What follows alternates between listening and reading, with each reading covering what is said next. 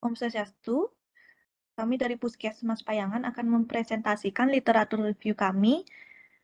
Perkenalkan, nama saya Niputu Febernama Dewi dengan NIM 019. Pertama, abstrak. Pada pendahuluan, kesehatan jiwa termasuk pada keseimbangan antara emosi, psikis, dan sosial, yang dimana jika hal tersebut tidak seimbang akan menyebabkan gangguan jiwa, yang biasanya dikaitkan dengan gejala seseorang dengan penderitaan atau distress atau gangguan, disability atau impairment, pada satu atau lebih fungsi penting dari manusia. Oleh karena itu, penelitian ini dibuat untuk mengetahui jenis intervensi apa yang terbukti efektif dalam meningkatkan kepatuhan minum obat pada pasien skizofrenia. Metode penelitian ini menggunakan literatur review dengan menggunakan artikel yang berhubungan dengan intervention to improve adherence to taking antipsychotic medication in patient with schizophrenia yang bermetode randomized control trial. Pencarian artikel dilakukan menggunakan situs pencarian Google Scholar dan PubMed yang dibatasi untuk artikel 5 tahun terakhir, yaitu 2017 hingga 2022. Hasil dan pembahasan didapatkan 5 artikel yang memenuhi kriteria inklusi dan eksklusi dalam penelitian ini, yang dimana masing-masing artikel menjelaskan intervensi berupa motivational interview, yoga, dan penggunaan telemedicine atau telepon atau SMS, memberikan efektivitas kepatuhan minum obat pada pasien skizofrenia. Simpulan, di mana penggunaan intervensi telemedicine via telepon atau SMS yang dikombinasikan dengan pengobatan antipsikotik merupakan jenis intervensi yang efektif untuk meningkatkan kepatuhan minum obat. Kata kunci yang digunakan yaitu intervention, improve, adherence, treatment, medication, terapi, skizofrenia, dan control trial. Pendahuluan untuk latar belakangnya itu rendahnya tingkat pengetahuan dan pemahaman masyarakat dan keluarga pasien dengan gangguan jiwa tentang kesehatan jiwa dan pengobatannya membuat masih banyak orang dengan gangguan jiwa berat seperti pasien skizofrenia atau psikosis lainnya terlantar dan tidak mendapat penanganan yang tepat. Menurut WHO, sehat merupakan suatu kesejahteraan secara fisik, mental, dan sosial secara utuh, dan kesehatan merupakan hak semua orang tanpa terkecuali. Kesehatan jiwa termasuk pada keseimbangan antara emosi, psikis, dan sosial. Ketidakseimbangan tersebut akan menyebabkan gangguan jiwa yang mana biasanya dikaitkan dengan gejala seseorang dengan penderitaan atau distress atau gangguan, disability atau impairment pada satu atau lebih fungsi penting dari manusia. Penderita gangguan jiwa umumnya disebut dengan orang dengan gangguan jiwa atau ODGJ. Secara epidemiologi menurut WHO tahun 2019, 264 juta orang dengan depresi, 45 juta orang dengan gangguan bipolar, 50 juta orang dengan demensia, dan 20 juta orang dengan skizofrenia. Menurut National Institute of Mental Health tahun 2019 mencatat skizofrenia sebagai 15 penyebab terbesar kecacatan di seluruh dunia karena memiliki peningkatan risiko bunuh diri.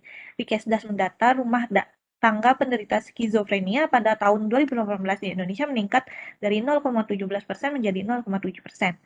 Kemenkes RI tahun 2019 mencatat prevalensi gangguan jiwa tertinggi terdapat di Provinsi Bali dengan angka 11,1% per 1.000 rumah tangga dengan pengidap skizofrenia. Jumlah ODGJ di wilayah kerja Puskesmas Payangan mencapai 134 orang dengan tingkat pelayanan kesehatan pasien ODGJ mencapai 23,13%. Untuk rumusan masalah, yaitu apa jenis intervensi yang terbukti efektif dalam meningkatkan kepatuhan obat. Tujuan penelitian yaitu untuk mengetahui apa saja jenis intervensi yang terbukti efektif dalam meningkatkan kepatuhan minum obat. Untuk manfaat penelitian yaitu memberikan pedoman mengenai upaya yang dapat dilakukan UPTD Puskesmas Payangan dalam menurunkan jumlah ketidakpatuhan dalam berobat pada orang dengan gangguan jiwa.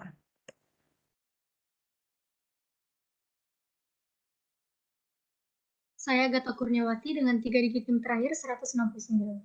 Selanjutnya adalah metode. Next. Jenis rancangan penelitian. Pada artikel ini ditulis menggunakan metode literatur review dengan melakukan review terhadap beberapa artikel yang berhubungan dengan intervention to improve adherence to taking antipsychotic medication in patients with schizophrenia. Next. Selanjutnya subjek penelitian. Untuk populasi terjangkau, semua artikel jurnal yang berhubungan dengan kata kunci pencarian yang digunakan yaitu intervention and improve and adherence and treatment or medication or therapy and schizophrenia and control trial. Tanpa dilakukan pembatasan rentang waktu, didapatkan total sebanyak 97.300 artikel yang tertera di pencarian dengan Google Scholar dan sebanyak 107 artikel yang tertera di pencarian dengan PubMed. Untuk sampel penelitiannya dari populasi terjangkau tadi diberikan rentang waktu artikel maksimal 5 tahun terakhir, yaitu 2017 sampai 2022, dan didapatkan sebanyak 17.200 artikel yang tertera di pencarian Google Scholar dan sebanyak 45 artikel yang tertera di pencarian PubMed. Berdasarkan jumlah artikel sebanyak itu, dilakukan screening kembali terhadap 145 artikel, yaitu 100 artikel dari Google Scholar dan 45 artikel dari PubMed yang memenuhi kriteria inklusi dan eksklusi sebagai artikel sampel. Next.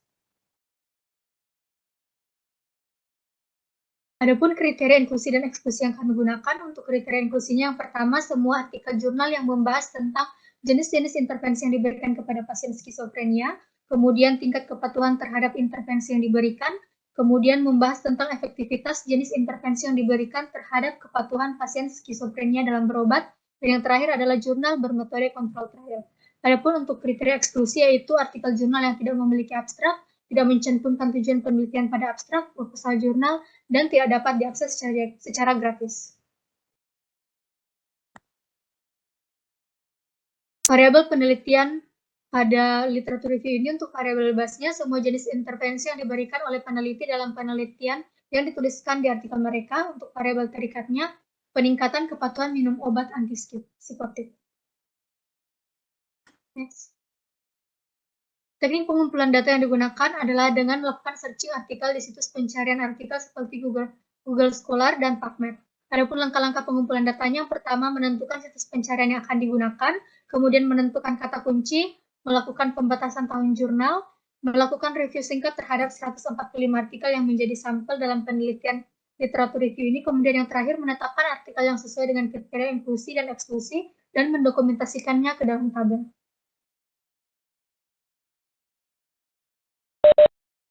Baik, saya Uni Prasini KSAC, NIM 099. Izin melanjutkan untuk hasil dan pembahasan dari literatur review ini. Next. Nah, ini merupakan alur penelusuran artikel yang kami lakukan, di mana dari kata kunci yang tertera di atas tersebut, didapatkan artikel yang tertera langsung di Google Scholar itu sebanyak 97.300 artikel. Dan juga untuk di PubMed hanya didapatkan 107 artikel. Lalu kami melakukan pembatasan untuk tahunnya, yaitu 5 tahun terakhir, rentang dari 2017 sampai 2022, didapatkan 17.200 artikel di Google Scholar, dan juga ada 45 artikel yang tertera di PubMed. Dari 17.200 dan juga 45 artikel tersebut, kami melakukan screening pada 145 artikel dari Google Scholar dan juga 45 dari PubMed.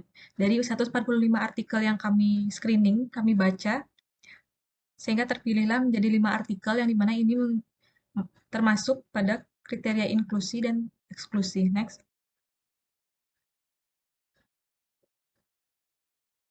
Nah, dari 5 artikel tersebut, karakteristik studi yang ada di 5 artikel tersebut itu seperti pada tabel berikut.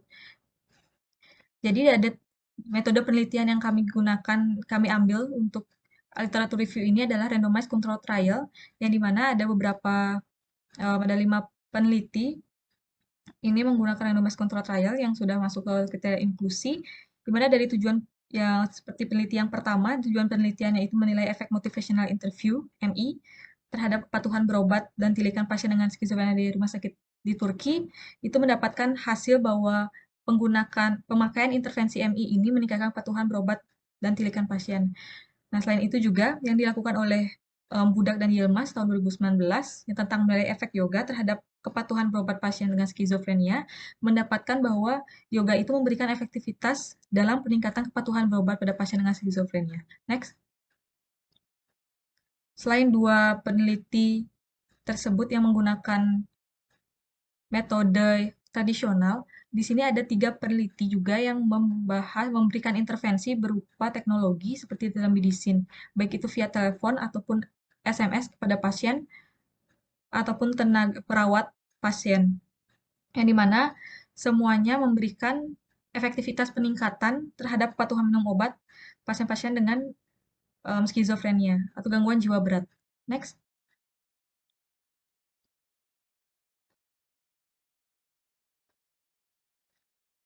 Dari pembahasan hasil, nah dari 500 review tersebut dapat ada 2 artikel yang membahas efektivitas penggunaan intervensi non-teknologi dan juga ada 3 artikel yang membahas efektivitas penggunaan intervensi yang berbasis teknologi, yaitu telemedicine. Nah, dari penggunaan intervensi berupa motivational interview yang dilakukan penelitiannya oleh Ertem dan Duman tahun 2018, ini dapatkan peningkatan kepatuhan minum obat terhadap pasien dengan skizofrenia, di mana pada motivational interview ini, pemberian intervensinya ini didasarkan dari masalah utama dari pasien dengan skizofrenia, dan juga dapat dari hal tersebut bisa meningkatkan tilikan dari tilikan penyakit yang buruk, sehingga dalam pengobatan pasien skizofrenia harus memasukkan unsur peningkatan atau pemulihan tilikan tersebut. Lalu yang dilakukan penelitian oleh Budak dan Yilmaz tahun 2019 dengan metode randomized control trial terhadap 50 pasien dengan skizofrenia di Community Mental Health Center, yang menyimpulkan bahwa yoga itu efektif untuk meningkatkan kepatuhan minum obat pasien dan efektif untuk memperbaiki tilikan pasien dengan skizofrenia, di mana yoga ini bisa diberikan selama 8 minggu, setiap seminggu sekali. Next.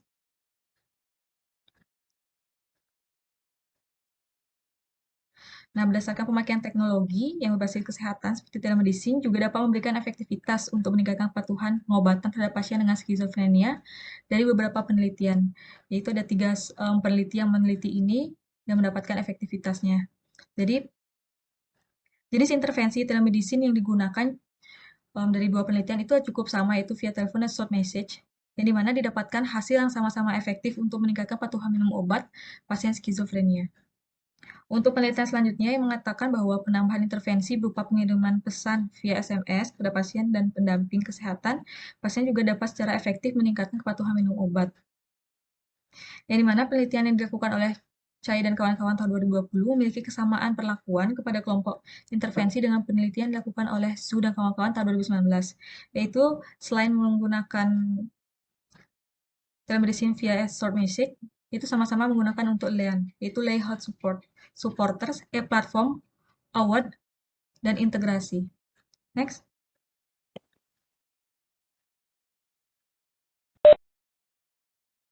Selanjutnya simpulan dari literatur review ini yaitu kesehatan jiwa atau kesehatan mental merupakan salah satu bagian dari definisi sehat dari WHO, yaitu sehat merupakan suatu kesejahteraan secara fisik, mental, dan sosial secara utuh. Kesehatan jiwa termasuk pada keseimbangan antara emosi, psikis, dan sosial. Gangguan jiwa biasanya dikaitkan dengan gejala seorang dengan gangguan atau distress atau gangguan atau disability atau impairment pada satu atau lebih fungsi penting dari manusia. Jumlah ODGJ di wilayah kerja Puskesmas Payangan mencapai 134 orang dengan tingkat pelayanan kesehatan pasien ODGJ mencapai 23,13%. Dari 5 literatur yang telah direview, terdapat 3 artikel yang membahas efektivitas penggunaan intervensi yang berbasis teknologi dan aplikasi, telemedicine dan SMS, dan 2 artikel membahas efektivitas penggunaan intervensi non-teknologi, yaitu motivational interview dan yoga. Sehingga dapat disimpulkan bahwa penggunaan intervensi berbasis telemedicine lebih menjanjikan dalam peningkatan kepatuhan minum obat pasien skizofrenia. Sekian presentasi dari kami. Terima kasih.